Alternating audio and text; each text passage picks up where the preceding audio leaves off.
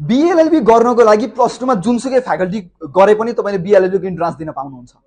तर प्लस 2 मा ल बाहेक अन्य फ्याकल्टी पढिरहेको व्यक्तिहरूलाई विद्यार्थीहरूलाई के कुराको कन्फ्युजन हुन सक्छ भन्दा मैले यदि साइन्स फ्याकल्टी पढिरहेको छु म्यानेजमेन्ट पढिरहेको छु भने के मैले प्लस 2 मा ल पढ्नेको जति मेरो बेस राम्रो हुँदैन त्यसैले के मैले इन्ट्रान्समा नाम निकाल्न सक्दिनँ त जस्तो लाग्छ। मैले पहिलोचोटि डिजिब्रेको ओरिएन्टेसन क्लास लिँदै गर्दाखेरि मैले विकास सरलाई सोधेको पहिलो क्वेसन यही हो, मैले अहिले प्लस 2 मा साइन्स पढिरहेको छु मलाई गाह्रो त हुन्न नि सर भनेर सोध्दाखेरि विकास सरले मलाई तिमीले हार्डवर्क गर हामी तिमीलाई सपोर्ट गर्छौं गाह्रो हुन्न भन्नुभएको थियो।